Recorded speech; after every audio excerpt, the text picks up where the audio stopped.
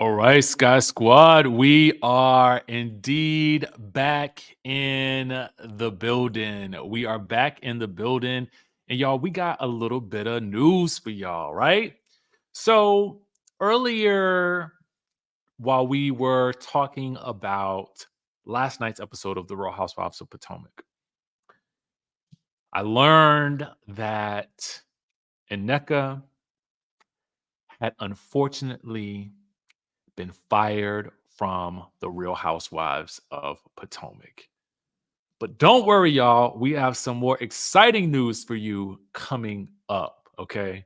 This should make a lot of you guys fans happy, and it will probably make a lot of things make sense for you. But before we dive into those stories, make sure you guys are subscribed to the channel. Make sure you guys hit that notification bell button.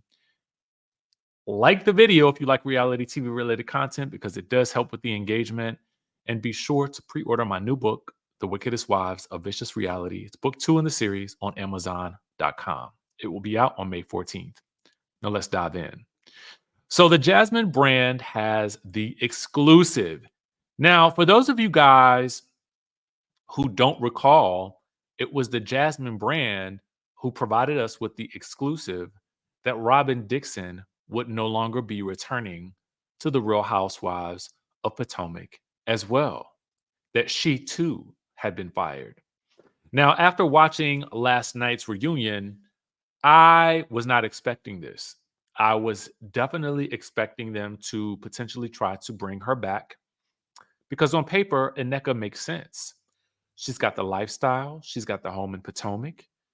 The only other housewife to actually reside in Potomac outside of Karen. So I thought that this would be a shoe-in for her. Unfortunately, I think that she was doomed to fail from the beginning. Her entry into the franchise was fraught with discord and storylines that the audience just didn't resonate with. So, unfortunately, after Robin announced that she too had been fired, now we get this news that Ineka has allegedly also been fired. All right.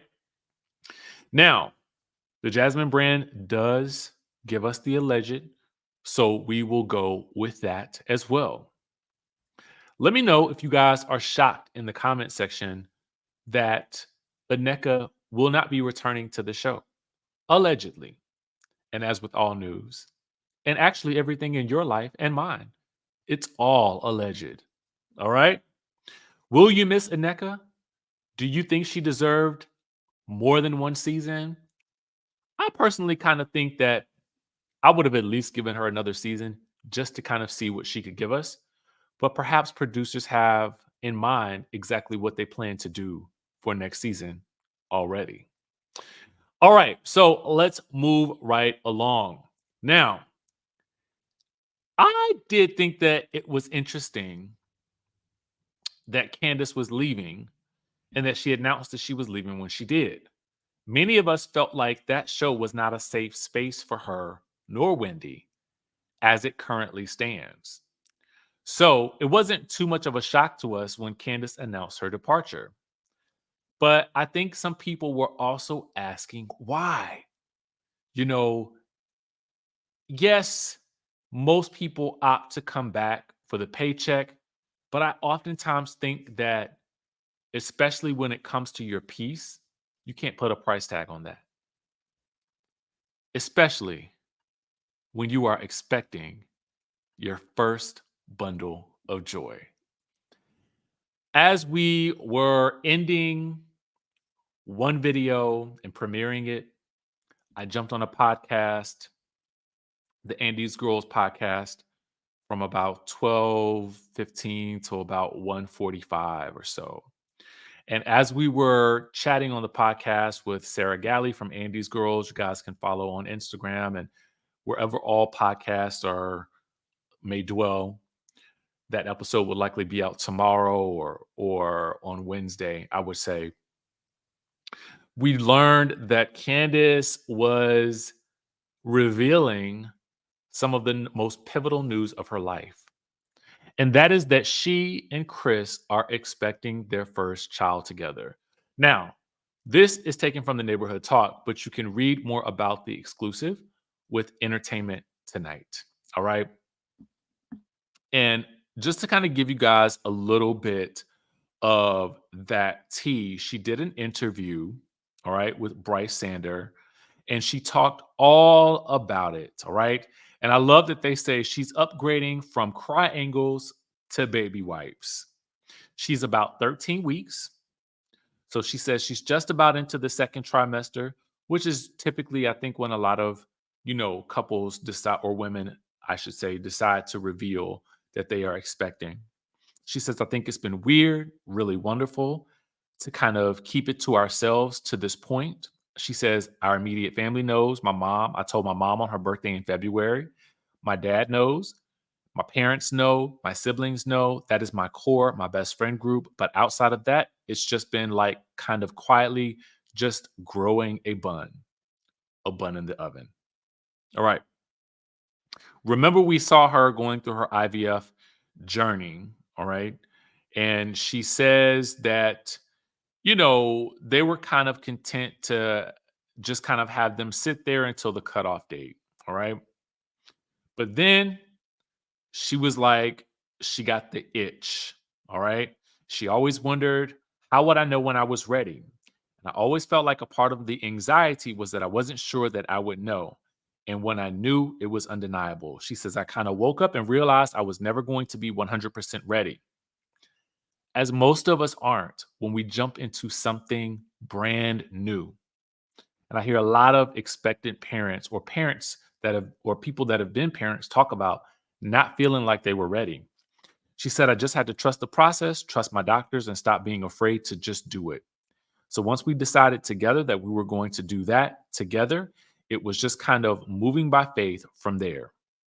She underwent implantation in January, leading to an anxiety 2 weeks of waiting it to find out if it was successful. She kept busy with the trip to the Grammys, and then delayed finding out by a few days because she wanted to be back home when the doctor broke the news to her and Chris. Her doctor called her at 8 a.m. and tells them that they are pregnant. She says, we waited and waited and waited all this time. So to finally hear that after those 2 weeks, the process has worked after a year of doing shots. She said, I did 2 rounds of egg retrieval to do the shots in your stomach. I had to do the shots in my bum every day, which was not always fun. And to finally have it all pay off was amazing. And they don't yet know whether or not they're having a boy or a girl. They had one male embryo and one female embryo. So apparently the doctors know, but they are going to wait to find out. And they will find out, I'm assuming, either at some point in time before the baby is due in the fall, or perhaps maybe it'll be a surprise. I'm assuming at some point they may do a gender reveal sometime down the line. All right, so let's talk about this. From the perspective of the reunion, it would seem as though, because I think, and we all know now that the reunion was filmed around, I think, the 28th of February. So I would have to assume that she knew at that point in time, perhaps. Um, and so I've seen some comments online explaining that might have been why she was extra emotional at the reunion. I'm not really sure. It's hard to really pinpoint whether or not she did know at that point in time. But I would say that, even as I was saying earlier, that I didn't feel like the show was a safe space for her or Dr. Wendy. I do feel like it was in her best interest to remove herself, especially now that she is in a space where she is expecting, and this is supposed to be a joyful time.